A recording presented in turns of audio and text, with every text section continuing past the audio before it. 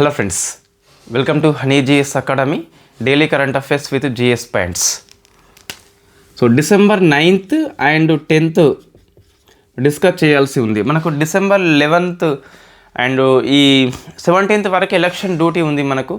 So కొంచెం classes timings అటు ఇటు ఉండొచ్చు, బట్ నేను మోస్ట్లీ పోస్ట్పోన్ చేయకుండా డైలీ చేసే ప్రయత్నం చేస్తాను. ఒక అర్ధ టైం దొరికితే ఇలా వచ్చి అలా క్లాస్ చేసి వెళ్ళిపోతా. సో కాబట్టి డైలీ మార్నింగ్ అని చెప్పేసి ఏం లేదు, ఈ 17th వరకు మనం అడ్జస్ట్మెంట్ చేసుకోవాలి కంపల్సరీ. సో డిసెంబర్ 10th చూస్తే very famous human rights day అని చెప్పేసి పిలుస్తాం, మానవ హక్కుల దినం అని చెప్పేసి. 1948 డిసెంబర్ 10th మానవ హక్కుల ప్రకటన. ఇది చాలాసార్లు జిఎస్లో ప్రశ్న వచ్చింది. సో థీమ్ ఏంటని చెప్పేసి చూస్తే మనకి human rights our everyday essentials. మనకి వాటర్ ఏ విధంగా ఎసెన్షియల్ ఉంటుందో ఎవ్రీడే, అదేవిధంగా మానవ హక్కులు అవసరం అని చెప్పేసి మానవ హక్కుల యొక్క ప్రాధాన్యతని, అవసరాన్ని ఈ థీమ్ నొక్కి చెప్తుంది. సో నెక్స్ట్ మన సబ్జెక్ట్ చూస్తే ఈరోజు కరెంట్ అఫైర్స్లో ముఖ్యంగా మనకు ఈ సైట్స్ అది అమల్లోకి వచ్చి 50 years అవుతుంది. అండ్ సైట్స్ యొక్క కాన్ఫరెన్స్ ఆఫ్ పార్టీస్ 20వ సమ్మిట్ ఈ సమర్కండ్ హోస్ట్ చేసింది. సో మనం డిస్కస్ చేద్దాం సైట్స్ అంటే ఏంటని చెప్పేసి. అది వెరీ ఫేమస్, మీకు సిలబస్లో ఉంది ఆల్రెడీ. అది ఈరోజు కరెంట్ అఫైర్స్లో కూడా ముఖ్యమైన అంశం అండి. మిగతా అన్ని చూస్తే అంతగా ఇంపార్టెంట్ లేని అంశాలే ఉన్నాయి. సరే, మనం చెప్పుకోవాల్సిందే, కరెంట్ అఫైర్స్ హెడ్డింగ్ పెట్టుకున్నాం కాబట్టి అవసరం లేకపోయినా, గ్రూప్ 2 వాళ్ళకైతే పెద్దగా అవసరం లేనివే ఉన్నాయి. సో మీరు ఫస్ట్ చూస్తే ఈ స్టేట్ బార్ కౌన్సిల్స్ అని చెప్పేసి పిలుస్తాం. సో స్టేట్ బార్ కౌన్సిల్స్ అని చెప్పేసి మనకి బార్ కౌన్సిల్ ఆఫ్ ఇండియా ఉంటుంది కదా, అదేవిధంగా రాష్ట్రాల్లో కూడా స్టేట్ బార్ కౌన్సిల్స్ ఉంటాయి. ఈ స్టేట్ బార్ కౌన్సిల్స్ లోపల ఉమెన్కి 30% రిజర్వేషన్ కల్పించాలని చెప్పేసి సుప్రీంకోర్టు యొక్క ఆదేశాలు. ఆ నేపథ్యంలో మనకి బార్ కౌన్సిల్ ఆఫ్ ఇండియా అని చెప్పేసి వార్తల్లో ఉంది. ఎవరు కల్పించాలి? స్టేట్ బార్ కౌన్సిల్స్ మొత్తం పదవుల్లో 30% కల్పించాలన్నట. ఎవరికి? ఉమెన్స్ కల్పించాలి. సో మనం డిస్కస్ చేద్దాము జిఎస్ పాయింట్ ఆఫ్ వ్యూలో బార్ కౌన్సిల్ ఆఫ్ ఇండియా అంటే ఏంటి, అది ఎందుకోసం పనిచేస్తుంది, మెంబర్స్ ఎవరు ఉండొచ్చు అని చెప్పేసి. ఇది 1961 అడ్వకేట్స్ యాక్ట్ ద్వారా ఏర్పాటు అయింది. So it is established by parliament of India కాబట్టి దీన్ని మనం ఏమంటాం, సో స్టాట్యుటరీ బాడీ అని చెప్పేసి పిలుస్తాం.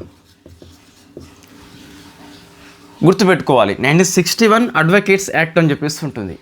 ఇది ఏం పని చేస్తుంది అంటే భారతదేశంలో లీగల్ ఎడ్యుకేషన్, న్యాయ విద్య ఉంది కదా, సో ఆ సంస్థల్ని కంట్రోల్ చేస్తుంది, ఆర్గనైజ్ చేస్తుంది, లీగల్ ప్రాక్టీస్ని కూడా కంట్రోల్ చేస్తుంది. సో లీగల్ ప్రాక్టీస్ని కూడా కంట్రోల్ చేస్తుంది. ఇవి 2 విధులు మీకు పీవైక్యూ అండి. నెక్స్ట్ మెంబర్స్గా ఈ ఎక్స్ అఫిషియో మెంబర్స్ ఎవరు ఉంటారని చెప్పేసి వస్తుంది. సో మెంబర్స్ని ఎన్నుకుంటారు ఎన్నికల ద్వారానే, బట్ ఎక్స్ అఫిషియో పదవి రీత్యా సభ్యులు ఎవరని చెప్పేసి ఇది పీవైక్యూ క్వశ్చన్. ఒకరేమో రాజ్యాంగబద్ధ పదవి చేపట్టే అటార్నీ జనరల్, మరొకరేమో చట్టబద్ధ పదవి చేపట్టే సొలిసిటర్ జనరల్. ఈ ప్రశ్న ఇంతకుముందు వచ్చింది పీవైక్యూ లోపల. ఎస్, ఇతను కూడా part of the bar council of India, ex officio మెంబర్స్గా పనిచేస్తాడు, కేవలము అటార్నీ జనరల్ కాదు. ఇటువంటి మీరు క్షుణ్ణంగా అధ్యయనం చేయాలి కంపల్సరీ, తప్పు చేసే అవకాశాలు ఎక్కువ ఉంటాయి. సో మీకు ప్రజెంట్ చూస్తే మనన్ కుమార్ మిశ్రా అని చెప్పేసి పనిచేస్తున్నాడు. సో మనన్ కుమార్ మిశ్రా అని చెప్పేసి పనిచేస్తున్నాడు. ఇన్ఫాక్ట్ ఇతను వరుసగా మరి 8వ 9వ ఎన్నికైంది మొత్తం మీద. వరుసగా ఎన్నిసార్లు అని చెప్పేసి అంతా ఏం అవసరం లేదు, అదేం పెద్ద క్వశ్చన్ కాదు, కానీ మొత్తం చాలా ఏళ్ళు ఇతనే ఉంటున్నాడు. స్టార్టింగ్ చూస్తే మీకు MC Setalvad, very famous attorney general. So ఇతను ఫస్ట్ పనిచేయడం జరిగింది. సో ఇది బార్ కౌన్సిల్ ఆఫ్ ఇండియా గురించి బ్రీఫ్గా మనకి. సో నెక్స్ట్ ఇదే పాలిటీ అంశంలో 2వ అంశం చూస్తే మనకి ఈ హేట్ స్పీచ్ బిల్లు అని చెప్పేసి, సో విద్వేష ప్రసంగము అని చెప్పేసి, సో ఈ ప్రివెన్షన్ బిల్లుని భారతదేశం లోపల ఒక రాష్ట్రం తొలిసారిగా ఆమోదించింది. స్టేట్ పాయింట్ ఆఫ్ వ్యూలో చూస్తే ఇట్ ఈస్ ఫస్ట్ స్టేట్ చెప్పవచ్చు. సో ఫస్ట్ స్టేట్ అని చెప్పేసి కర్ణాటకని పిలుస్తాం మనం. సో భారతదేశం లోపల మీకు 153A అని చెప్పేసి ఉండే అంతకుముందు ఐపీసీ ఉన్నప్పుడు, ఇప్పుడు ఎంతో మనకు తెలియదు కానీ 295 అని చెప్పేసి కూడా ఉండే. ఈ విద్వేష ప్రసంగాల గురించి పరోక్షంగా పేర్కొంటే మనకు ఏంటి విద్వేష ప్రసంగం అని చెప్పేసి వెల్ డిఫైన్డ్ వర్డ్ మనకి ఇది. ఇప్పుడైతే కర్ణాటక బిల్ లోపల ఏముంటుందంటే ఎవరైనా సరే ఓ జాతి పరంగా, రేస్ పరంగా, క్యాస్ట్ పరంగా, రిలీజియన్ పరంగా, ఈ సెక్సువల్ ఓరియంటేషన్ పరంగా, సెక్స్ పరంగా, ఐ మీన్ లింగము, సో పురుషుడా మహిళ అని చెప్పేసి, సెక్సువల్ ఓరియంటేషన్ అంటే వాళ్ళకి సో వాళ్ళ లైంగిక ధోరణి అంటే వాళ్ళ యొక్క ప్రవర్తన ఏ విధంగా ఉంటుందని చెప్పేసి, గే, లెస్బియన్స్ అవన్నీ ఉంటాయి కదా. సో దాన్ని బట్టి కానీ, ప్లేస్ ఆఫ్ బర్త్, పుట్టిన స్థలం బట్టి కానీ, సో ఎవరినైతే మనము కించపరుస్తామో అది హేట్ స్పీచ్ కింద పడిపోతుంది. సో వాళ్ళు ఆ శిక్ష వాళ్ళకి మళ్ళీ కంటిన్యూ చేస్తే 10 ఏళ్ళ వారు కూడా శిక్ష చేస్తారట. సో వెరీ ఫస్ట్ టైం కాబట్టి ఈ కర్ణాటక గుర్తుపెట్టుకోవాలి. Hate speech and hate crimes prevention bill అని చెప్పేసి వెరీ ఫస్ట్ టైం మనకి ఆమోదించింది. అయితే well defined word Karnataka bill లోపల కాబట్టి ఏవేవి వస్తాయండి? మతము, కులము, లింగము, లింగ ధోరణి, డిజబిలిటీ కూడా వస్తుంది. అంటే వైకల్యం ఉంది అని చెప్పేసి కించపరిస్తే సో అది కూడా దీని కిందకే వస్తుంది. సో ఇక్కడ వెల్ డిఫైన్డ్ కాబట్టి ప్రశ్న వస్తుంది, కర్ణాటక ఆమోదించిన హేట్ స్పీచ్ బిల్లు ప్రకారము హేట్ స్పీచ్ కింద ఏవేవి వస్తాయని చెప్పేసి వస్తుంది అన్నట్టు. సో అట్లా క్వశ్చన్ డెప్త్గా వచ్చినప్పుడు ఇంకా యూపీఎస్సీ అయితే ABCDEF ఇస్తుంది. డిసబిలిటీ ఉన్నది, సెక్సువల్ ఓరియంటేషన్ ఉందని చెప్పేసి, లేకుంటే జెండర్ ఉందని చెప్పేసి అట్లా కొన్ని క్వశ్చన్స్ వస్తాయి. సో ఇది ఫస్ట్ కాబట్టి కొంచెం డెప్త్గా మనం నేర్చుకోవాలి. 19(1)A ఉంది మీకు, ఫోజే, freedom of speech and expressions, దాని కింద ఇది రాసుకునే ప్రయత్నం చేయండి. మన నోట్స్ లోపల నేను అప్డేట్ చేస్తాను. సో నెక్స్ట్ ఎకనామీ అండి. ఈ IMF ఏదైతే ఉందో మన UPIని సో ప్రపంచంలోనే లార్జెస్ట్ రియల్ టైమ్ సెటిల్మెంట్ వ్యవస్థ లేదా ఫాస్ట్ పేమెంట్ చేసే వ్యవస్థగా గుర్తించింది.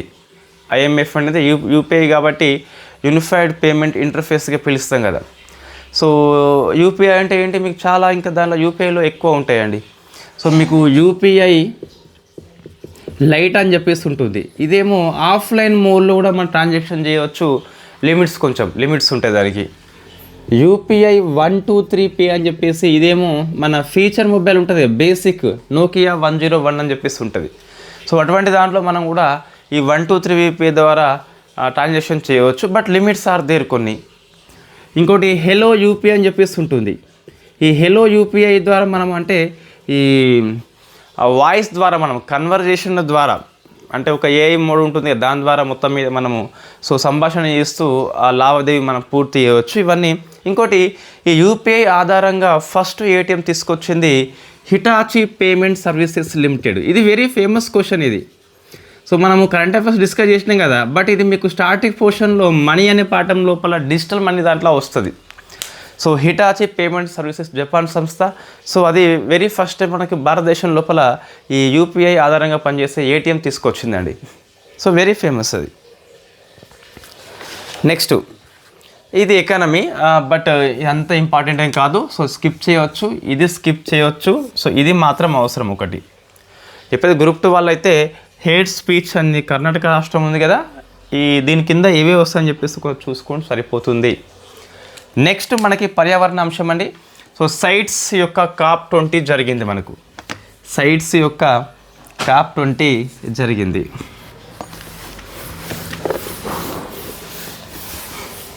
సో అది ఇంపార్టెంట్ బాగా. అవుట్కమ్స్ ఇండియా పాయింట్ ఆఫ్ వ్యూలో ఏం లేవండి. మీరు ఒకసారి 2022 కరెంట్ అఫైర్స్ చూడండి, సైట్స్ అని చెప్పేసి మనదే ఉంది. అందులో మనం ఇండియా ఏ అంశంలో గెలిచింది అంటే అపెండిక్స్ 1, 2 అని చెప్పేసి ఉంటాయి. అపెండిక్స్ 1 అని చెప్పేసి ఏంటి అంటే పూర్తిగా అంతరించిపోయే ప్రమాదం ఉన్న జంతువులు, వాటిని మనం ఎక్స్పోర్ట్ చేసేందుకు అవకాశం లేదు.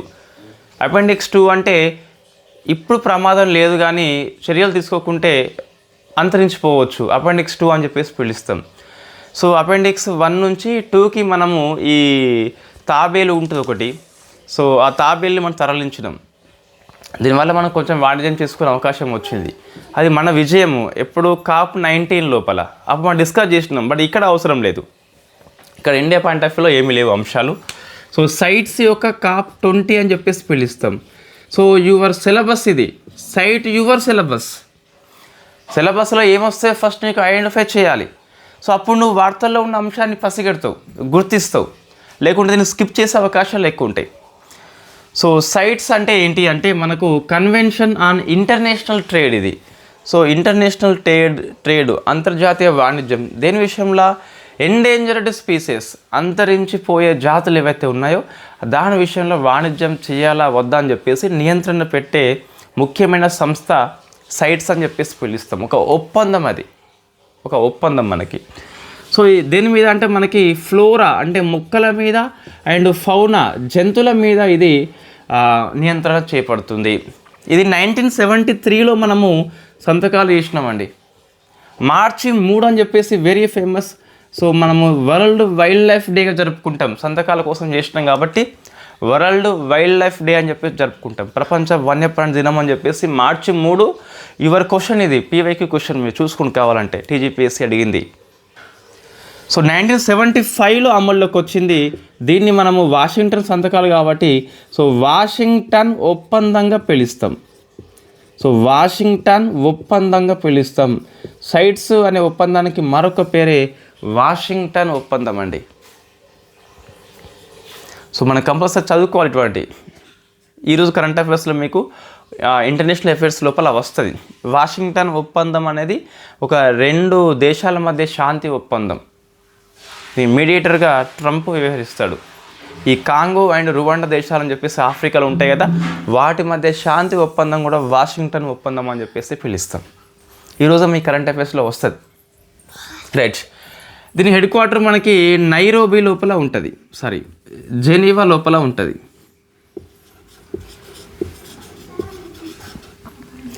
సో 50 years అంటే మనకి 50 years అనేది. సో ఇప్పుడు COP20 హోస్ట్ చేస్తుంది ఉజ్బెకిస్తాన్లోని సమర్కండ్ అండి.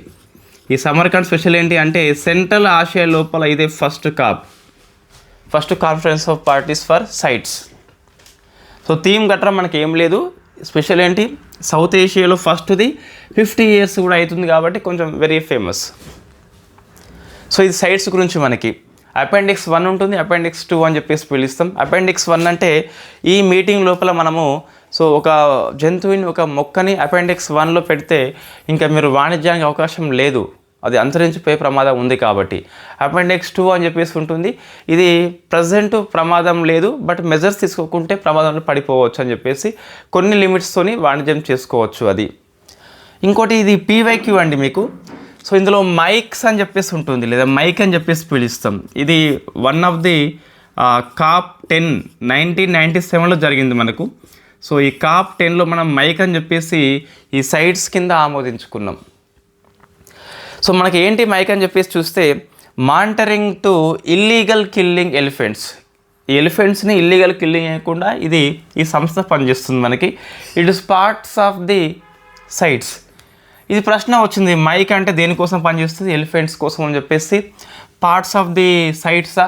ఎస్, ఇవి 2 ఆప్షన్స్ మీకు మైక్లో యూపీఎస్సీ పీవైక్యూ క్వశ్చన్ అండి అది. సో ఇది గుర్తుపెట్టుకోవాలి అందుకే మనం పీవైక్యూ కంపల్సరీ అబ్జర్వ్ చేయాలండి. అబ్జర్వ్ చేస్తే ఏమవుతుంది అంటే మీకు సో మంచిగా కొన్ని మన సిలబస్లో కవర్ కానీ కూడా ఈ దీని ద్వారా కవర్ అవుతాయి. ఐ హ్యావ్ 2 ఎక్సలెంట్ బుక్స్ అండి. 31 years పేపర్స్ పీవైక్యూ కాబట్టి ఏది తీసుకున్నా ఒకటే, కానీ వీళ్ళు కొన్ని కవర్ చేసిండ్లు. ఐ మీన్ చెప్పేది ఒక చాప్టర్ తీసుకున్నాం అనుకోండి, ప్రెసిడెంట్ ఆఫ్ ఇండియా, వీళ్ళు కొన్ని కవర్ చేసిండ్లు, కొన్ని స్కిప్ కావచ్చు కదా, మనకి చాప్టర్ వైజ్ ఉన్నాయండి ఇందులో. సో సుమారుగా 3400 MCQ ఉన్నాయి. వై? బికాస్ 30 years పేపర్స్ కాబట్టి 120+ టాపిక్స్ వారీగా ఉన్నాయి, 120+ అట. సబ్జెక్ట్ వైజ్ ట్రెండ్ని వాళ్ళు చెప్పడం జరిగింది. తర్వాత యూపీఎస్ ఇచ్చిన కీ ప్రకారం వాళ్ళు ఆన్సర్స్ ఇచ్చారు. తర్వాత కొన్ని హింట్స్ కూడా ఇవ్వడం జరిగింది, అంటే క్వశ్చన్ ఆధారంగా కొంత కంటెంట్ని కూడా ఇచ్చిండ్రు. 2 పుస్తకాలు బాగుంటాయి, యూపీఎస్సీ 31 years కాబట్టి. సో అందులో మీకు మైక్ అని చెప్పేసి కనిపిస్తుంది. సో ఇక్కడ ఉన్న సౌలభ్యం ఏంటి మనకంటే చాప్టర్ వైజ్ మనమే చూసుకోవచ్చు అన్నట్టు, చాప్టర్ వైజ్ చూసుకోవచ్చు. 2 పుస్తకాలు అవసరమా అంటే మీకు అవసరం లేదు. సో ఇన్ఫ్యాక్ట్ క్వశ్చన్ ట్రెండ్ తెలవాలి అంటే ఒక పుస్తకం సరిపోతుంది, మీరు ఏదైనా ఒకటి తీసుకోవచ్చు. రైట్. అంటే అందులో కొన్ని సబ్జెక్టు ఇప్పుడు ఒకరు పుస్తకం రాసినప్పుడు వాళ్ళకి సబ్జెక్ట్ ఏదైనా ఇష్టం ఉన్నప్పుడు కొంచెం మంచిగా రాస్తారు అన్నట్టు. 2 సంస్థలు డిఫరెంట్ సబ్జెక్టులు డిఫరెంట్ కవర్ చేయడం జరిగింది. రైట్. ఇది మనకి సైట్స్ గురించి అండి. నెక్స్ట్ ఎందుకు పనిచేస్తుంది? ఫస్ట్ ఇది అడవి జంతువులు కానీ మొక్కల యొక్క వాణిజ్యం యొక్క నియంత్రణ చేస్తుంది. నెక్స్ట్ ఆర్ట్ అండ్ కల్చర్ అండి.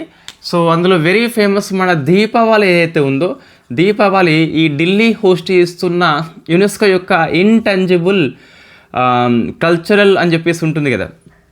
సో ఇంటంజిబుల్ కల్చరల్ దానిలో ఎన్నికైంది మనది దీపావళి. ఇది ఇండియా నుంచి 16వది. మీకు 2023లో గార్బా నృత్యం ఫ్రమ్ గుజరాత్ డిస్కస్ చేసినాం మనం. గార్బా అని చెప్పేసి పిలుస్తాం. 2021లో ఇన్ఫ్యాక్ట్ ఎవరు కలకత్తాలో ఉన్న దుర్గా పూజ, ఇది 14th, ఇది 15th, ఇది 16th. ఇది 2 గుర్తుపెట్టుకోవాలి, ఇవి కూడా లాస్ట్ కాబట్టి. సో ఇంటంజిబుల్ కల్చరల్ హెరిటేజ్ యొక్క హ్యూమానిటీ కేటగిరీ లోపల దీపావళి ఎన్నికైంది. సో మన ఇండియానే హోస్ట్ చేస్తుంది ఈసారి. ఢిల్లీలో ఉన్న ఎర్రకోట హోస్ట్ చేస్తుంది యునెస్కో యొక్క ఇంటంజిబుల్ కల్చరల్ హెరిటేజ్ కమిటీ అని చెప్పేసి మీటింగ్ ఉంటుంది కదా. సో దీపావళి మనం గుర్తుపెట్టుకోవాలి 16వది అని చెప్పేసి. నెక్స్ట్ వాషింగ్టన్ అకార్డ్స్ అంటే తెలుగులో ఒప్పందమే. సో వాషింగ్టన్ అకార్డ్స్ అని చెప్పేసి between the Congo and Rwanda, ఈ 2 దేశాల మధ్య శాంతి ఒప్పందమే ఈ వాషింగ్టన్ అకార్డ్ అని చెప్పేసి పిలుస్తాం. ఇది మన డొనాల్డ్ ట్రంప్ మధ్యవర్తిగా ఉండి శాంతి ఒప్పందం చేయడం జరిగింది.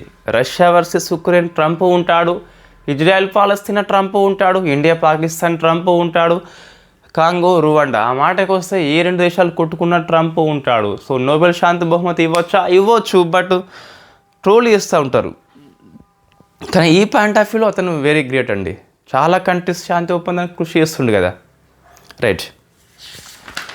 సో ఇది ఒకసారి మీరు ఆన్సర్ చేయండి. అకార్డ్స్ వచ్చింది కాబట్టి ఈ అబ్రహం అకార్డ్స్ అనేది ఏ దేశాల మధ్య ఒప్పందము? వెరీ ఫేమస్ అది. సో మీకు ఈ geopolitics Russia versus Ukraine, Israel versus Palestine very famous కదా. అందులో ఒక అంశం సంబంధించింది అబ్రహం అకార్డ్స్ అని చెప్పేసి పిలుస్తాం. నెక్స్ట్ అవార్డ్స్ అండి. ఇదంతా అవసరం లేదు గ్రూప్ 2 వాళ్ళకి. సో పెటా అవార్డ్ అని చెప్పేసి జంతువుల సంక్షేమం కోసం కృషి చేస్తే వాళ్ళకి ఇస్తారు కదా. ఈసారి సో రవీనా టండన్కి వచ్చింది. Raveena Tandon very famous actress ఆమె. తర్వాత ఈ యాన్యువల్ వెల్ఫేర్ అవార్డ్ అని చెప్పేసి గ్లోబల్ హ్యూమన్ సొసైటీ ఇస్తుంది. సో యాన్యువల్ వెల్ఫేర్ అవార్డ్ అని చెప్పేసి సో గ్లోబల్ హ్యూమన్ సంస్థ ఇస్తుంది కదా.